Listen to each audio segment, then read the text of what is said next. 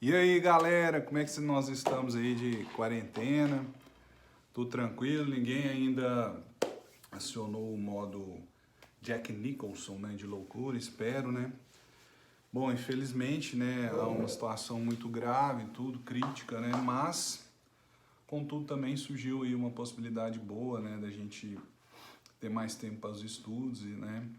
Então, o que nós professores estamos nos propondo é justamente isso, né? Manter vocês ativos, né, nos estudos e dentro dessa situação de excepcionalidade, né, e utilizando aqui dos meios, né, bem rudimentares, a gente vai tentar aí manter vocês por dentro da nossa matéria que é Direito Penal 1. Não é isso? Nós vamos hoje fazer uma breve introdução, um breve resumo, na verdade, né, do que foi visto até então. Vamos novamente focar na questão do nexo causal, que ficou meio confuso, né, para vocês. É um instituto que realmente traz algumas dúvidas. Mas, enfim, vamos aí, né, de forma bastante simples, né, mas contudo com muita garra, com muita veemência, com muito interesse, a gente vai tentar aí ocupar vocês com o material. Bom, a princípio, né, a gente vê que nós temos aqui aquela situação, né, que é o chamado intercrimes. Vocês já têm um conhecimento, acredito eu, bastante vasto, né, da matéria, porque a gente sempre faz essa revisão no início das nossas aulas. Então, esse aqui é o iter criminis, né? A primeira fase é a fase de cogitação, né? Que vocês sabem que é uma fase que ainda não é suscetível, o autor nessa fase de cogitação, ele não é suscetível de ser responsabilizado, não é isso? No segundo momento, a gente tem a preparação, que é também uma circunstância que o autor, em regra, não está suscetível de ser responsabilizado, porque ele está preparando ainda para executar determinado crime. Então, em tese, ele não entraria, não teria exposto ainda o bem jurídico tutelado pela conduta típica proibitiva. Então, nessa fase de preparação, não há uma exposição ainda do risco ao bem jurídico. Adentrando-se a fase de execução, já há essa exposição de risco ao bem jurídico, sendo que, ainda que o crime não se consuma, não haja consumação, mas se essa consumação não há por circunstâncias alheias à vontade do autor, ele já poderia ser responsabilizado por uma tentativa, no caso, citando um exemplo, um homicídio, por exemplo, uma tentativa de homicídio, que é a situação que ele adentra os atos executórios, já expõe a risco bem jurídico, nesse caso, vida, mas o crime não se consuma por circunstâncias alheias à vontade dele. Então, o elemento subjetivo, o interesse dele é manifesto de cometer o crime. Ele só não consegue a consumação porque circunstâncias fora, alheias à vontade dele, lhe impõem essa impossibilidade de que o crime haja assim a consumação. Diferentemente, nós temos a situação da desistência voluntária, que também não há a consumação do crime, contudo, essa consumação se dá não por circunstâncias alheias à vontade, mas sim por vontade própria, ou seja, desistência voluntária, ele desiste de forma voluntária, diferentemente da tentativa. No caso do arrependimento eficaz, também não há consumação também justamente pela vontade do autor. O autor não quer que o crime se consuma. Diferentemente da desistência, no arrependimento eficaz, os atos executórios são completos. Ele completa os atos executórios, mas antes da consumação, ele impede essa consumação por vontade própria. Na desistência voluntária, no meio da execução do crime, ele desiste do crime e não há consumação por conta dessa desistência voluntária. Tranquilo, gente? Isso aí a gente já falou. Então, que vocês têm que atentar é justamente isso. Tentativa, não há consumação, mas por circunstâncias alheias à vontade. Quando não há consumação por vontade própria, pode dar ensejo a uma desistência voluntária ou um arrependimento eficaz, quando ele já concluiu os atos executórios, mas antes da consumação, ele pratica algum ato que impede essa consumação. Ele pratica um ato por vontade própria. Já no chamado crime impossível ou tentativa inidônea, o bem jurídico sequer é exposto a risco, seja lá porque ele impôs um meio totalmente ineficaz ou por absoluta impropriedade do objeto, né? Ele quer matar alguém, quer dar um tiro, desfere um tiro numa pessoa, supondo que ela está viva, mas ela já está morta, ou seja, a absoluta impropriedade do objeto que ele quer atingir. Ou então ele quer matar alguém envenenado, ele ministra ali açúcar ou sal, achando que é um veneno, quando na verdade é açúcar ou sal que não pode expor a risco ao bem jurídico, vida, em momento algum, por absoluta ineficácia do meio. Então, a gente observando aqui, chamado iter criminis, você observa que somente a partir da execução o autor já poderia ser responsabilizado pelo crime. Se sequer entrou nos atos executórios, porque não há exposição a risco, não há que se falar em crime. É crime impossível. Contudo, adentrando os atos executórios, não há consumação por vontade própria ou após a execução, antes da consumação, ele pratica algum ato eficaz que impede a consumação, nós teremos esses dois institutos, desistência voluntária ou arrependimento eficaz. Mas se, contudo, não há consumação por circunstâncias alheias à vontade dele, ele vai responder pelo crime, contudo, na modalidade tentada, com a pena diminuída. Então, adentrando os atos executórios, começa então uma ação ou omissão voluntária, certo? E o que é, gente? O que é a voluntariedade? A voluntariedade, gente, é a vontade, o querer ativo agindo sobre os atos conscientes, sobre os sentidos, né? É você querer, ter a vontade, e aquela vontade age sobre o seu corpo responde porque os seus sentidos estão ativos. Então, quando você tem uma ação ou omissão voluntária, é como se seu corpo respondesse ao seu querer, não é isso? Se não há querer porque você praticou mediante uma coação física irresistível, não há que se falar em voluntariedade. Se você praticou um ato por força maior, suponhamos, o seu carro bateu uma rajada de vento e seu carro foi arremessado para a calçada e você veio a atropelar alguém e veio a matar aquele pedestre. Você não responde pelo crime, porque não há que se falar em vontade, em querer, você simplesmente foi massa de manobra daquele evento natural, ou seja, força maior agindo. Se você pratica um crime, porque numa situação que falta ali sentidos, no caso, por exemplo, no hipnose, no sonambulismo, não há sentidos, então fulminam a voluntariedade, a coação física irresistível, ato reflexo, força maior e atos inconscientes, não há que se falar em voluntariedade.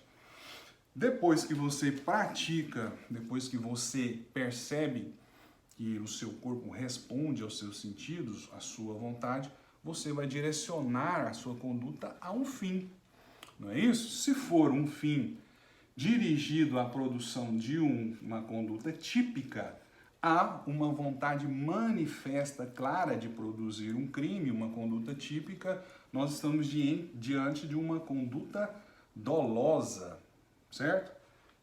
Mas, se contudo, o fim que você direciona é um relevante penal. Vamos citar um exemplo daquela situação que eu já citei em sala de aula, de você receber um telefonema, um chamado para socorrer um amigo, um ente querido, e durante o trajeto ali você acaba por atropelar uma criança, né? Você teve dolo, você quis a morte daquela criança, você aceitou a título de dolo eventual a morte? Não. O fim que você buscava era totalmente irrelevante, muito pelo contrário, era um fim altruísta, né? Você ia prestar socorro lá para o seu ente, o seu amigo, e você, no meio do trajeto, você veio a atropelar. Pode responder pelo crime, gente? Sim. Se for previsível, se era previsível dentro daquelas circunstâncias que ele poderia atropelar aquela criança, porque ele conhecia a rota, conhecia os horários ali, então por isso era previsível que ele dirigindo em alta velocidade ele poderia atropelar alguém. Se era previsível, ele teria que ter cumprido o dever geral de cautela a todos imposto. Se ele não cumpriu o dever geral de cautela, ele vai responder a título de culpa, se existir um crime culposo correspondente ao crime doloso, porque nem todo crime doloso existe um crime culposo correspondente. Se existir, nesse caso, se for o caso de lesão corporal ou homicídio, ele irá responder, desde que percebido, desde que verificado previsibilidade e que ele não cumpriu com o dever geral de cautela. Tranquilo, gente? Eu acho que isso aí vocês já estão meio que saturados dessas informações, porque a gente já falou muito. Isso aqui foi uma breve revisão dos conceitos, dos institutos que a gente viu até agora. E hoje a gente vai falar especificamente do nexo de causalidade. Então, nós temos aqui o chamado iter criminis, cogitação, preparação, execução. Você começa a executar o crime mediante uma ação ou omissão voluntária dirigida a um fim, não é isso? Um fim que pode ser um fim quisto, um fato típico quisto, ou seja, será uma conduta, uma ação ou omissão dolosa, ou então você não quis o fim, mas contudo produziu, numa situação de previsibilidade em que você não você não cumpriu o dever geral de cautela. Enquanto no dolo a vontade é manifesta, é clara de cometer um crime, eu quero cometer um crime, na culpa a vontade é diminuída, certo? Mas mesmo assim há de se aferir à vontade, o elemento subjetivo, porque no direito penal você só pode ser responsabilizado a título de responsabilidade subjetiva. Então, há de se ferir ainda que tenha um mínimo, um resquíciozinho ali de vontade, que é o que existe na culpa. Então, vamos lá, gente.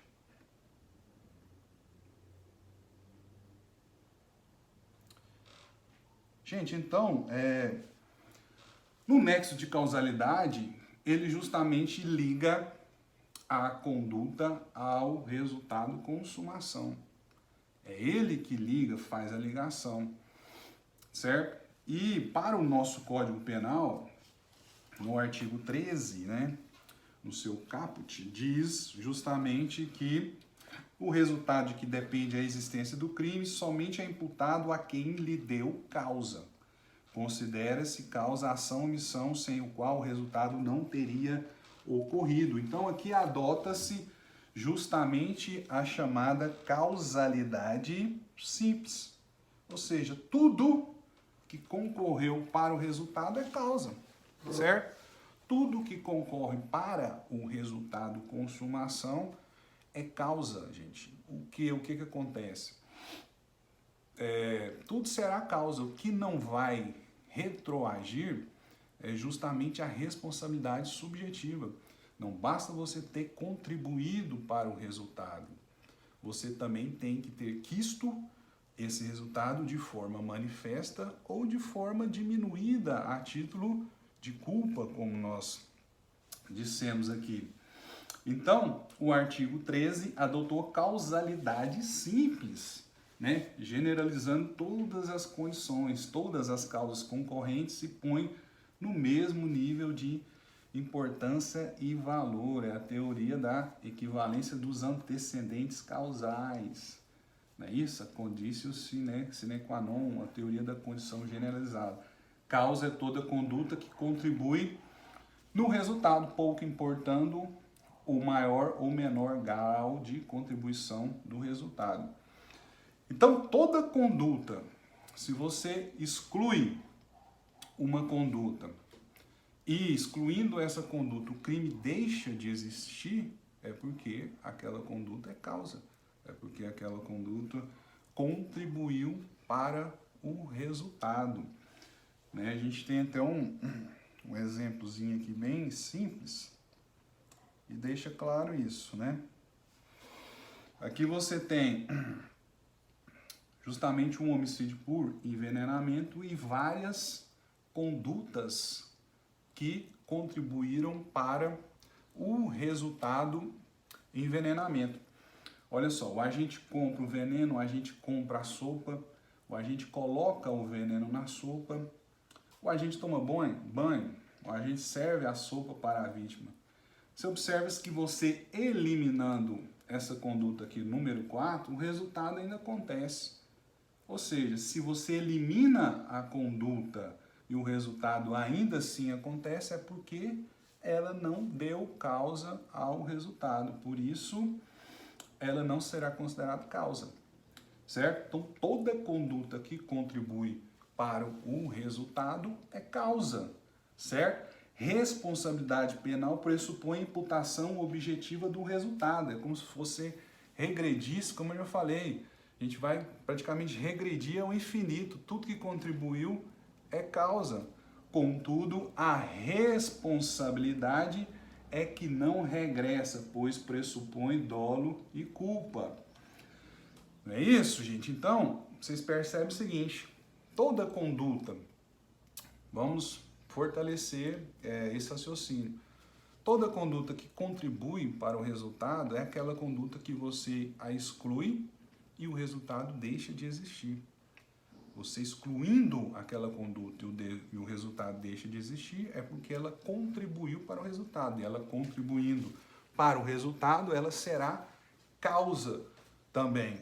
Só que o que vocês têm que aferir além disso, no primeiro momento, percebeu que ela contribuiu para o resultado. Ok. Vamos agora analisar a questão da responsabilidade objetiva. Se aquele autor que contribuiu para o resultado, se ele tinha dolo ou ao menos uma intenção diminuída a título de culpa. Tranquilo? Isso é que é cobrado, que é descrito aqui no nosso Código Penal. Tudo que contribuiu para o resultado é causa.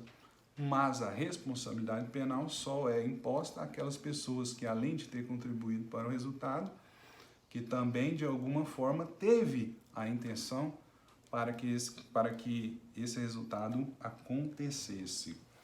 Agora, uma situação interessante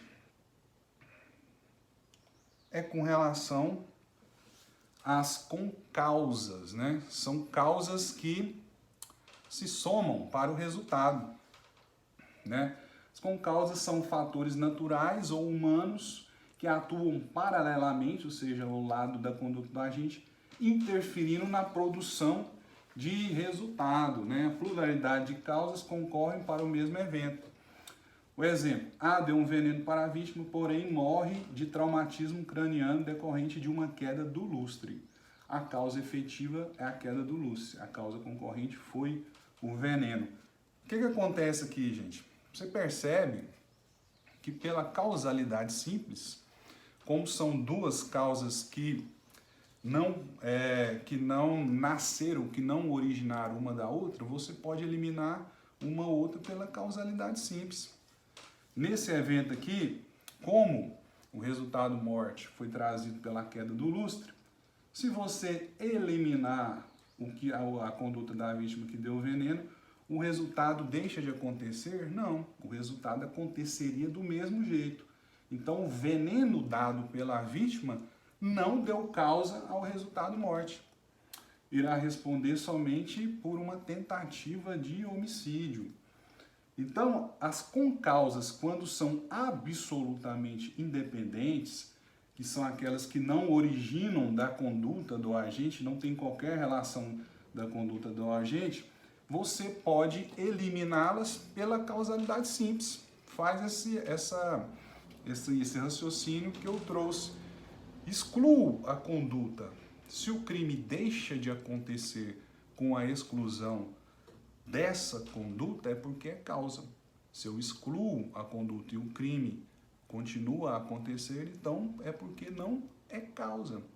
Então, pela causalidade simples, você consegue eliminar essas concausas absolutamente independentes, né?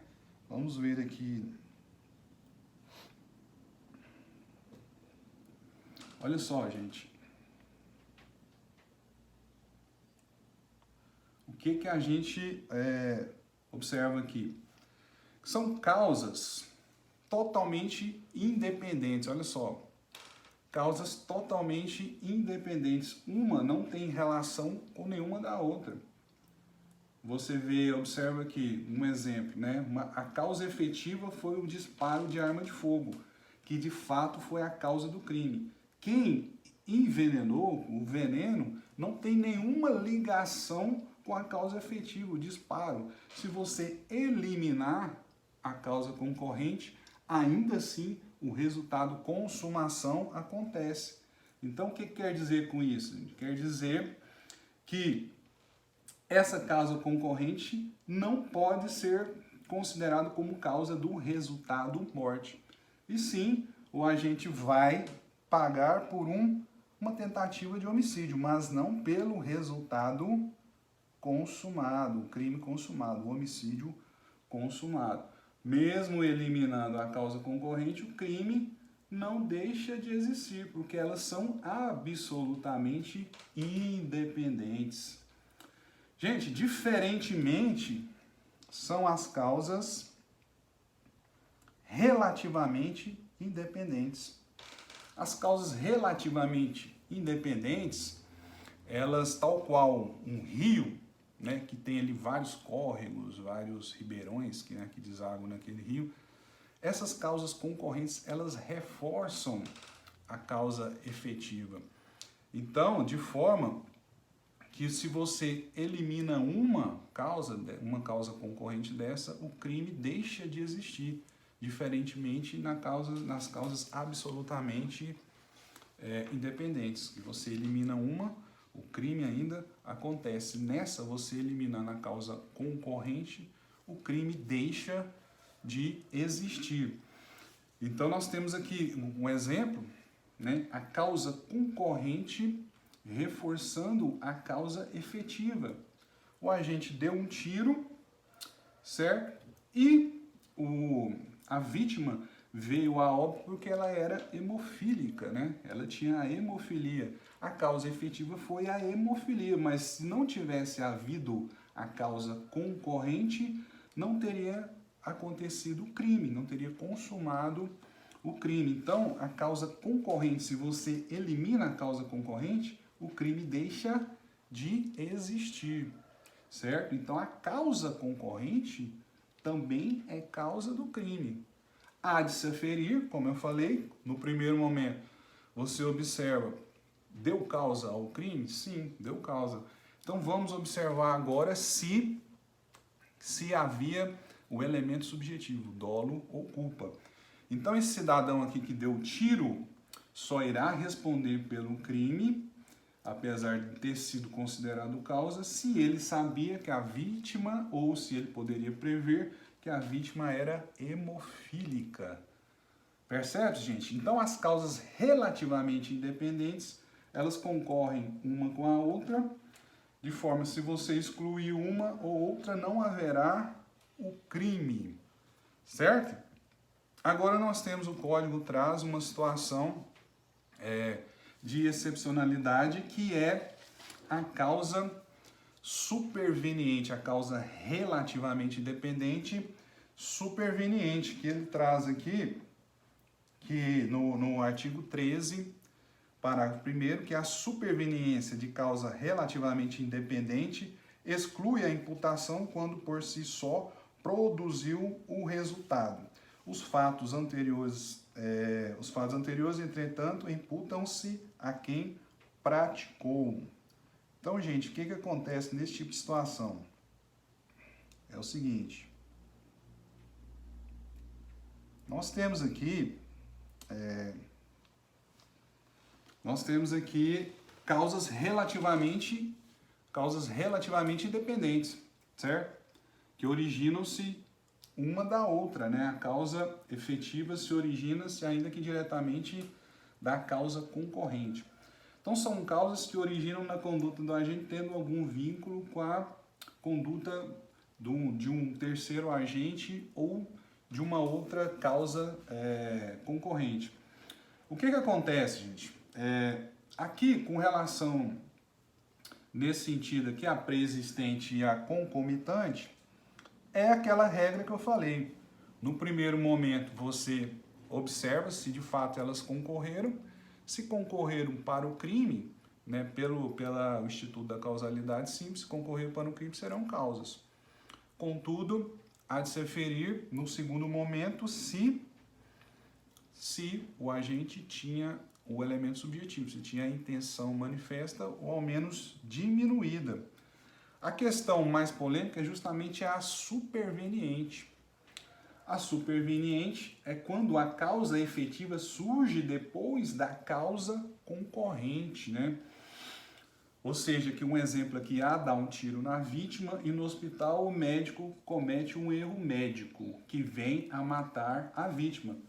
O tiro é uma causa que concorreu para o resultado morte? Sim, concorreu para o resultado morte, até porque se não tivesse havido tiro, a vítima não estaria no hospital para que ela, no ato consequente, venha sofrer de um erro médico e veio a óbito. Então, o tiro é sim uma causa que concorreu para o crime. E agora a causa superveniente que a gente tem que analisar é isso. O erro médico pode ser considerado como consequência do tiro? É normal que alguém venha a morrer por erro médico? Sim, é normal. Então, aquele que deu o tiro vai responder pelo homicídio, certo? Porque é um desdobramento do tiro, ele estar ali no hospital e vir a óbito em decorrência de uma infecção hospitalar ou de um erro médico. É natural que as pessoas sejam cometidas desse tipo de erro médico ou, no caso de um erro do hospital, uma infecção hospitalar. Agora vamos para o segundo exemplo, né? No segundo exemplo, a vítima toma um tiro, certo? Vai para o hospital, mas contudo o teto cai na cabeça da vítima e ela morre, certo? Então houve uma causa a causa efetiva foi uma causa superveniente à causa concorrente, né? A vítima morreu por conta da queda do teto, ou seja, não por conta do tiro, mas da queda do teto, ou seja, uma causa superveniente à causa originária, a causa que originou o fato dela estar ali no hospital. Aí vem a seguinte pergunta: a queda do teto é um desdobramento natural do tiro que ela tomou? É ou não é, gente? Não, não é isso? Não é um desdobramento natural. Então, não dá para dizer que o tiro contribuiu para a consumação do crime. Por quê? Porque a causa superveniente, ou seja, a queda do teto, por si só contribuiu, por si só provocou o resultado de consumação. Se a causa superveniente, ainda que ela tenha relação com a causa originária, mas se a causa superveniente por si só contribuiu para o resultado, aquela primeira causa originária não vai responder pelo resultado de consumação, e sim por uma tentativa. Ok, gente? Então aqui está o materialzinho, vou colocar lá na área para vocês estudarem. E a gente vai ter oportunidade de falar mais no chat. E depois eu vou lançando mais aulas, né? A gente tem que falar ainda sobre tipicidade, resultado, para fechar o fato típico e entrar nas causas excludentes de ilicitude. É isso aí, gente. Vamos aproveitar o tempo, né? Nada de Jack Nicholson, nada de loucura. Vamos aproveitar o tempo, estudar bastante. E agora nós não podemos dizer que a falta de tempo é justificativa para que nós não podemos estudar.